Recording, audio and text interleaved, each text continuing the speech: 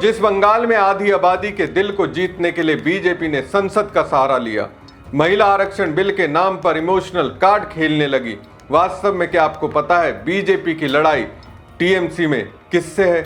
दोस्तों, मोदी शाह समेत बीजेपी के पुरुष रणनीतिकारों की लड़ाई ममता के साथ ही उनकी 11 महिला ब्रिगेड से है। देखा जाए तो बंगाल में लड़ाई बीजेपी की महिलाओं से हो रही है। अब बताइए, एक तरफ बीजेपी कहती है विपक्ष ने महिला आरक्षण बिल पर साथ न देकर आधी आबादी का अपमान किया है, लेकिन वास्तव में देखेंगे तो बंगाल में बीजेपी उसी आधी आबादी को डोमिनेट करने वाली ममता बनर्जी से लड़ाई कर रही है। हालांकि ममता अकेले नहीं, उनके साथ लाखों महिलाओं की फौज है। उन फौज में 11 महिलाएं ऐसी हैं जो ममता बनर्जी की राजनीति के लिए अहम है। नमस्कार दोस्तों, मैं हूं प्रवीण सानी। दोस्तों, पश्चिम बंगाल की राजनीति में टीएमसी का महिला ब्रिगेड सिर्फ एक नारा नहीं, बल्कि मजबूत नेतृत्व वाली एक पूरी राजनीतिक संरचना है। ममता बनर्जी के नेतृत्व में पार्टी ने न सिर्फ महिलाओं को टिकट दिया, बल्कि उन्हें राष्ट्रीय स्तर तक पहुंचाया और पहचान दिलाई। आज टीएमसी उन पार्टियों में गिनी जाती है जहां संसद और संगठन दोनों में महिलाओं की हिस्सेदारी सबसे ज्यादा है। आज की कहानी एक महिला नेता की है जिसे लोग न केवल मुख्यमंत्री के रूप में जानते हैं, बल्कि अपनी बहन के रूप में भी जानते हैं। सफेद कॉटन साड़ी, पैरों में हवाई चप्पल, कोई दिखावा नहीं, कोई चमक नहीं, लेकिन जब वो राजनीति के कुरुक्षेत्र में प्रवेश करती हैं तो फिर दुनिया की सबसे बड़ी पार्टी बीजेपी की राजनीति पूरी तरह से हिल जाती है। ये ममता बनर्जी और उनकी महिला ब्रिगेड की कहानी है जो आज पश्चिम बंगाल की राजनीति में सबसे बड़ी ताकत बन गई है। ममता बनर्जी का जीवन फिल्म की कहानी से कम नहीं है। 9 साल की उम्र में पिता की मौत हो गई, घरेलू जिम्मेदारियां, संघर्ष और उसके बीच राजनीति की शुरुआत। कांग्रेस से करियर शुरू किया, लेकिन अपना रास्ता बनाया और फिर टीएमसी पार्टी बनाई, एक पार्टी जो बंगाल की दशकों पुरानी सत्ता को बदल गई।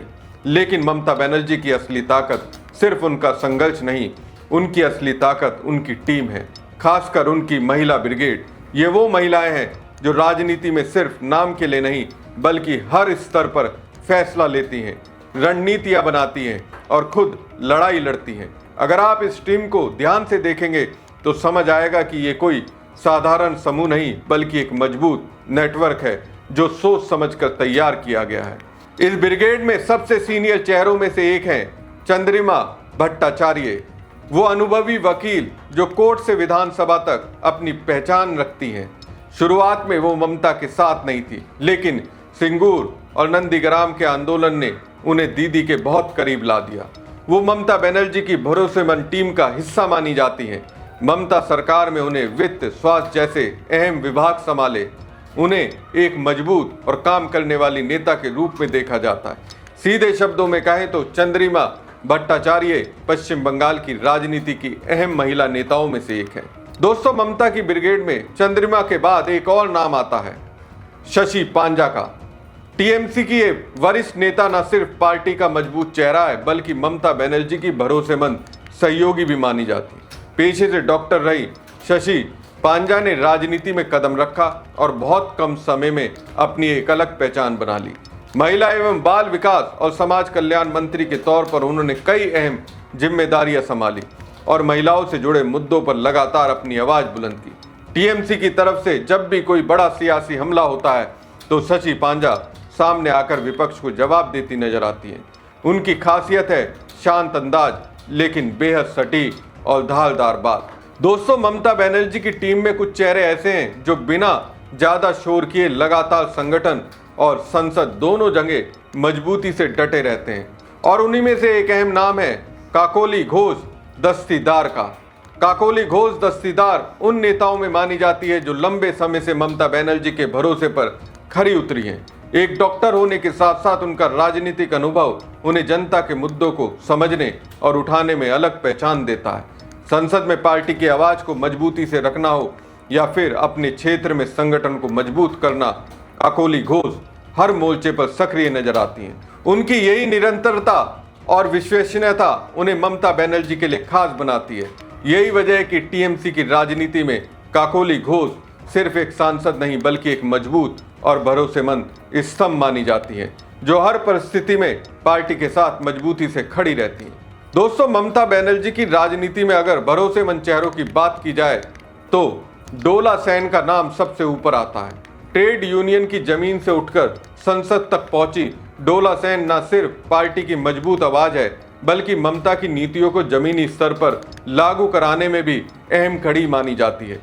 चाहे मजदूरों के हक की लड़ाई हो या संगठन को मजबूत करना, डोला सेन हर मोर्चे पर ममता बनर्जी की रणनीति को ढाल देती नजर आती।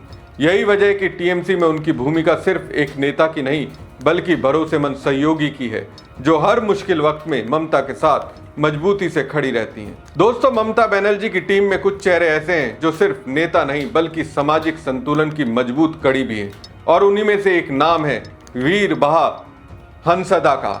आदिवासी समाज से आने वाली वीर बहा हंसदा ममता बनर्जी के लिए सिर्फ एक मंत्री नहीं, बल्कि जंगल महल और आदिवासी क्षेत्रों में पार्टी की सबसे भरोसेमंद आवाज मानी जाती है। उनकी मौजूदगी टीएमसी को उन इलाकों में मजबूती देती है जहां राजनीतिक पकड़ बनाना हमेशा चुनौती भरा रहा है।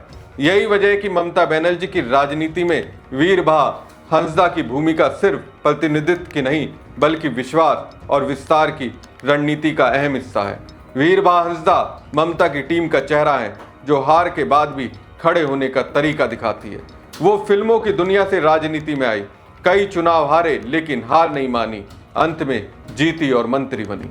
दोस्तों, ममता बनर्जी की राजनीति सिर्फ बड़े चेहरों पर नहीं, बल्कि मजबूत संगठन और भरोसेमंद कार्यकर्ताओं पर भी टिकी है। और इसी कड़ी में नाम आता है लता बनर्जी का।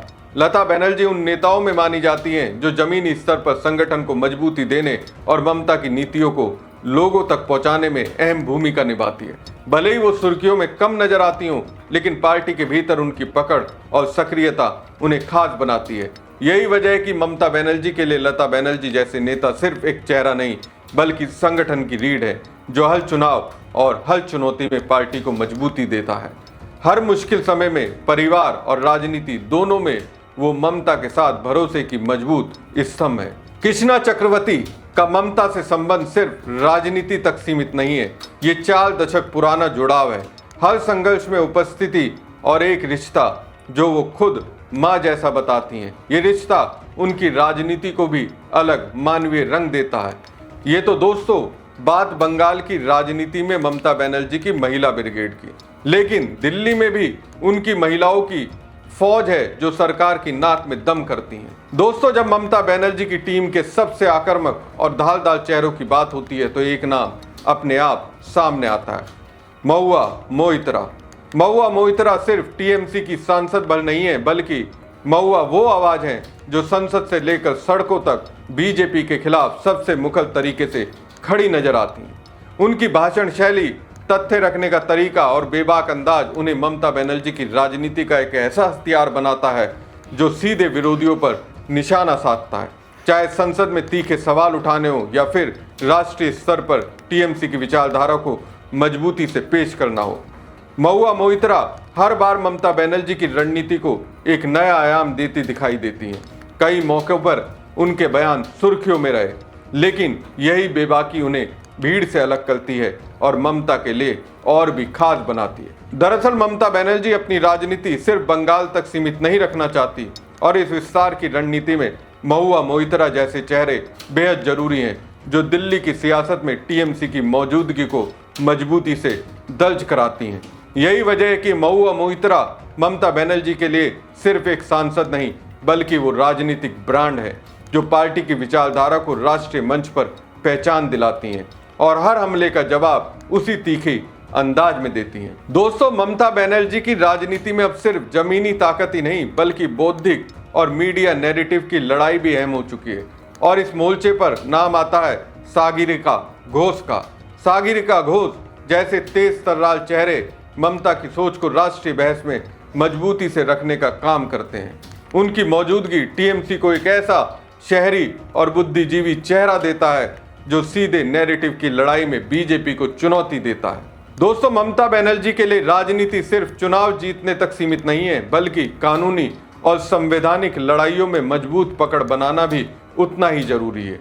और इस मोर्चे पर मेनका गुरुस्वामी जैसे दिग्गज शख्सियत की अहमियत बढ़ जाती है।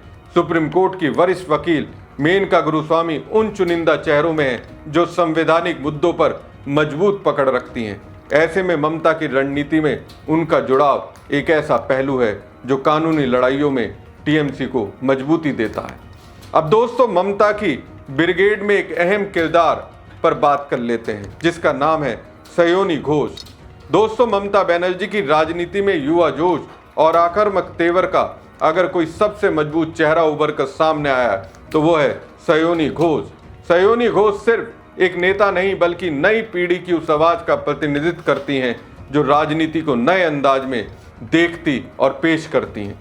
एक कलाकार से सक्रिय राजनीति तक का उनका सफर इस बात का संकेत है कि ममता बनर्जी अपनी टीम में ऐसे चेहरों को आगे बढ़ा रही हैं जो युवाओं से सीधे जुड़ाव रखते हैं। खास तौर पर टीएमसी यूथ विंग में उनकी भूमिका बेहद अहम मानी जाती है। संगठन को ऊर्जा देना, सोशल मीडिया से लेकर जमीनी स्तर तक पार्टी की पकड़ मजबूत करना, सयोनी घोष इन दोनों मोर्चों पर सक्रिय नजर आती है। उनका आक्रामक अंदाज और खुलकर अपनी बात रखने की शैली उन्हें विरोधियों के सामने एक मजबूत प्रवक्ता भी बनाती है। राजनीतिक हमलों का जवाब देना हो या फिर पार्टी के पक्ष को मजबूती से रखना हो, सयोनी घोष हर बार फ्रंट फुट पर खेलती दिखाई देती हैं।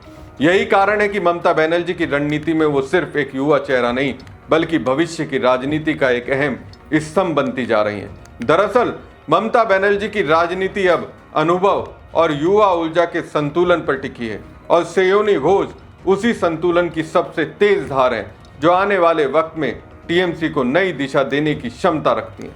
दोस्तों, ये सिर्फ 11 नाम नहीं है, ये वो ताकत है जिसमें ममता बनर्जी की राजनीति को जमीनी आंदोलन से उठाकर एक मजबूत सत्ता में बदला है।